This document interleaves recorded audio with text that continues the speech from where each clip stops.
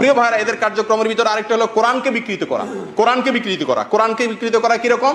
কোরআনে আয়াতগুলাকে এক জায়গার আয়াতকে আরেক জায়গায় ফিট করে, এক জায়গার এক অর্থকে অন্য অর্থে রূপান্তরিত করে, কোরআনকে বিকৃত করে তারা, এবং করে মানুষকে বিভ্রান্ত করে। তার মধ্যে থেকে একটা অন্যতম বিকৃতি হলো, তাদের সবচেয়ে বড় দাবিগুলোর একটা হলো সারা বাংলাদেশ সহ মক্কা মদিনা সহ সারা পৃথিবীর আলেমরা সব ধর্ম ব্যবসায়ী হয়ে গেছেন। কিভাবে ধর্ম ব্যবসায়ী হয়েছেন? সবাই ইমামতি করে বেতন নেয়, মাদ্রাসা শিক্ষকতা করে বেতন নেয়, ওয়াজ নসিহত করে হাদিয়া তোফা নেয়, ঝাড়ফুঁক করে টাকা পয়সা নেন।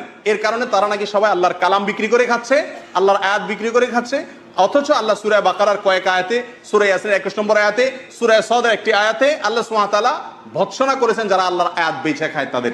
তারা বলে আলেমরা এই যে ইমামতি করে ইত্যাদি করে খাচ্ছেন, এগুলো নাকি সব আল্লাহর আয়াত কি করা, বিক্রি করে খাওয়া। প্রিয় ভাইয়েরা, এটা হলো কোরআন বিকৃতি।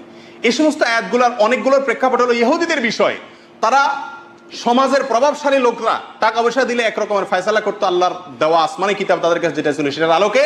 আবার গরিব অভাবী লোক যদি কোনো একই অন্যায় করতো, তার ব্যাপারে ফয়সালা করতো আরেকটা। এই ছিল তাদের আল্লাহ আয়াত বিক্রি করার একটা নমুনা। সেটার ভৎসনা আল্লাহ তাআলা করেছেন। আর সেটারে তারা খাটায় কোথায়? আমাদের আলেমদের উপরে, ইমামদের উপরে, ওলামা ইকরামের উপরে, সব শ্রেণীর আলেমদের উপরে। প্রিয় ভাইয়েরা, এই হলো হিজবুত তাওহীদের কার্যক্রমের অংশ, যে তারা কোরআনকে বিকৃতি করে। আমরা যদি এবার দেখি যে আসলে ইমামতি করে বা ইসলামের এই সমস্ত খেদমত করে বেতন নেওয়া, ভাতা নেওয়া জায়েজ আছে কিনা, অনেক লম্বা চড়া আলোচনা করা যায়। সংক্ষেপে আমরা দুই তিনটা কথা উল্লেখ করতে পারি, যেগুলো শুনলে আপনারা বুঝতে পারবেন এরা ওলামা ইকরামের বিরুদ্ধে বীতশ্রদ্ধ ভাব সৃষ্টি করে, ওলামা ইকরামদের বিরুদ্ধে বিষোদ্গার করে, ওলামা ইকরামদের ব্যাপারে ঘৃণা ছড়িয়ে সমাজের মানুষকে ইসলাম থেকে দূরে সরাতে চায়। অথচ ইসলাম কি বলে দেখুন। সহিহ বুখারীর বিখ্যাত একটা হাদিস আসছে, মুসলিমও আসছে, সাহাবা ইকরামের একটি জমাত কোথাও যাচ্ছিলেন, প্রতিমধ্যে তারা যাত্রা বিরতি করলেন। সেখানকার এলাকার স্থানীয় দলনেতা যিনি, তাকে সাপে কামড়ালো। তারা এসে সাহাবীদের মধ্যে ওঝা তালাশ করলো। এক সাহাবী বললেন যে হ্যাঁ, আমি সাপের বিষ নামাইতে পারি। তখন সেই সাহাবী যায় সূরা ফাতিহা পড়ে ফু দিলেন, তার সাপের বিষ নেমে গেল। তার আগে তিনি চুক্তি করছেন যে যদি বিষ নামাই দিতে পারি এতগুলো ছাগল দিবা। তারা দিয়েছেন, ছাগলগুলো তিনি নিয়ে আসছেন। এখন সাহাবীদের মধ্যে দুইটা দল হয়ে গেছে। কিছু লোক বলতেছেন যে এই তুমি কোরআন পড়ে ফু দিলা, এর বিনিময়ে ছাগল আনছো, এটা কিভাবে জায়েজ হবে? কোরআন বেচা খাওয়া তো জায়েজ নাই। এই হিজবুত তাওহীদের লোকেরা যে কথাটা বলে। অপর কিছু লোক বললেন যে না, এটা জায়েজ হবে। পরবর্তীতে তারা যখন নবী সাল্লাল্লাহু আলাইহি ওয়াসাল্লামের কাছে গেলেন, নবী সাল্লাল্লাহু আলাইহি ওয়াসাল্লাম তাদেরকে লক্ষ্য করে বললেন, ইন্না আহাক্কা মা আখাযতুম আলাইহি আজরান কিতাবুল্লাহ, বুখারীর হাদিস। তোমরা যে সমস্ত কাজ করে বিনিময় নয়, তার চাইতে উত্তম হলো আল্লাহর কালাম, এটাকে ঝাড়ফুঁক করে শিক্ষা দিয়ে বিনিময় গ্রহণ করে, এটা সবচেয়ে উত্তম। নবী সাল্লাল্লাহু আলাইহি ওয়াসাল্লাম অনুমোদন দিচ্ছেন। আর তারা বলে এটা কি? ধর্ম ব্যবসা। প্রিয় ভাইরা, অনুরূপভাবে এক সাহাবী বিয়ের ব্যাপারে আগ্রহ প্রকাশ করলেন। এক মহিলাকে নবী সাল্লাল্লাহু আলাইহি ওয়াসাল্লাম বললেন, তোমার কাছে মোহর আছে? তিনি বললেন, ইয়া রাসূলুল্লাহ, আমার কাছে কিচ্ছুই নাই, কিচ্ছু নাই, মোহর দেওয়ার মতো কোনো টাকা পয়সা নাই। নবী সাল্লাল্লাহু আলাইহি ওয়াসাল্লাম বললেন, কোরআনের কোনো আয়াত মুখস্থ আছে, সূরা মুখস্থ আছে? বলেন হ্যাঁ, সূরাতু কাযা ওয়া কাযা মুখস্থ আছে। নবী সাল্লাল্লাহু আলাইহি ওয়াসাল্লাম বললেন যে যাও, কাদ যাওয়াজতুকাহা বিমা মাআকা মিনাল কোরআন, বুখারী এবং মুসলিমের হাদিস। তোমার কাছে কোরআনের যে আয়াতগুলো আছে সেগুলোর বিনিময়ে আমি মহিলাকে কি দিলাম? বিবাহ দিলাম। এবং মুসলিমের হাদিসে আসছে, কাদ যাওয়াজতুকাহা ফাআল্লিমহা মিনাল কোরআন, যাও তাকে কোরআন শিখাই দাও, এটা মোহর হবে।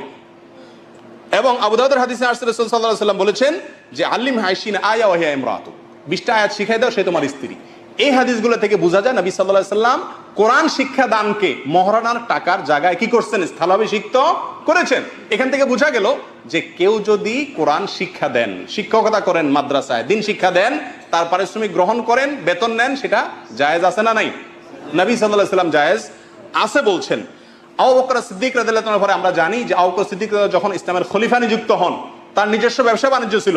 সহিহ বুখারীতে আসছে, আবু বকর রাদিয়াল্লাহু আনহু বলেন, লাকাদ আলিমা কওমি ইন্না হিরফাতি লাম তাকুন তাজুজ আন মুউনাতি আহলি ওয়া শাগালতু বিআমরিল মুসলিমিন ফাসায়াকুলু আলু আবি বকর মিন হাযাল মাল ওয়া ইয়াহতারিফুল মুসলিমিনা ফি। বুখারীর হাদিসে আবু বকর রাদিয়াল্লাহু আনহু বলেন, আম্মাজান আয়েশা বর্ণনা করছেন যে তাকে যখন খলিফা নিযুক্ত করা হলো, তিনি বললেন আবু বকরের ব্যবসা দিয়ে তার পরিবার চলার মতো অবস্থা ছিল, কিন্তু আবু বকর যখন মুসলমানদের দায়িত্ব নিয়েছে, গ্রহণ করেছে, তখন ব্যবসায় নিজের ব্যবসা করার সময় আর পায় নাই। দুইটা করতে গেলে কোনোটা ভালোভাবে হবে না। এই জন্য মুসলমানদের বাইতুল মাল বা রাষ্ট্রীয় কোষাগার থেকে বেতন নিয়ে তিনি নবী সাল্লাল্লাহু আলাইহি ওয়াসাল্লামের পরে ইমাম ছিলেন। নবী সাল্লাল্লাহু আলাইহি ওয়াসাল্লামের পরে মসজিদে নববীতে নামাজ পড়াইতেন কে? আবু বকর রাদিয়াল্লাহু আনহু, প্রথম খলিফা। তো তিনি ইমাম ছিলেন এবং তার বেতন নিতেন রাষ্ট্রীয় কোষাগার থেকে। মসজিদেরও ইমাম ছিলেন, রাষ্ট্রেরও ইমাম ছিলেন, নেতা ছিলেন। যাই হোক, ওমর ফারুক রাদিয়াল্লাহু তাআলা এবং আবু উবাইদুল জাররাহ রাদিয়াল্লাহু তাআলা একবার পথে যাচ্ছেন, কোথাও দেখতেছেন আবু বকর রাদিয়াল্লাহু তাআলা যাচ্ছেন বাজারে। বলেন যে কই যাচ্ছেন? আলিয়া সাল্লাবি তার কিতাবে এটা উল্লেখ করছেন, আর বহু ঐতিহাসিক কিতাব উল্লেখ আছে। আবু বকর রাদিয়াল্লাহু বলেন যে কেন? আমি ব্যবসা করতে যাচ্ছি, আমার দোকান খুলবো না বাজারে। তো ওমর রাদিয়াল্লাহু তাআলা বলেন যে আপনি যে দোকান খুলতে যান, মুসলমান রাষ্ট্র দেখবে কে? এই যে নামাজের ইমামতি, রাষ্ট্রের ইমামতি, এগুলা করবে কি? তখনই বললেন যে আমার পরিবারের লোকেরা তাহলে কি খাবে? তখন ওমর এবং আবু বকর রাদিয়াল্লাহু তাআলা তারা তার জন্য বেতন ঠিক করলেন, ধার্য করলেন, এবং তিনি সেই বেতন গ্রহণ করেছেন। বহু ঘটনা এই ধরনের বর্ণিত আছে। ওমর নিজেও খলিফাতুল মুসলিমিন যখন হয়েছেন তিনিও ভাতা গ্রহণ করেছেন, ইমামতি করেছেন, মানুষের ভাতা গ্রহণ করেছেন রাষ্ট্রীয় কোষাগার থেকে। প্রিয় ভাইরা, এই সমস্ত ঘটনা প্রমাণ করে ওলামায়ে কেরাম তাদের বেতন হিসাবে ইমামতি করে, মাসা শিক্ষকতা করে, এই সমস্ত কাজ করে যে বেতন গ্রহণ করেন সেটা জায়েজ আছে না নাই? খলিফাতুল মুসলিমিনরা জায়েজ মনে করতেন, সাহাবায়ে কেরাম জায়েজ মনে করতেন, নবী করিম সাল্লাল্লাহু আলাইহি ওয়াসাল্লাম জায়েজ মনে করতেন, অথবা হিজবুত তাওহীদের লোকেরা এগুলা বলে ওলামাদেরকে গালিগালাজ করে এবং ধর্ম ব্যবসায়ী বলে তাদেরকে বিশুদ্ধগার করে। আল্লাহ তাআলা এদের ভণ্ডামি থেকে আমাদেরকে হেফাজত থাকার তৌফিক দান করেন।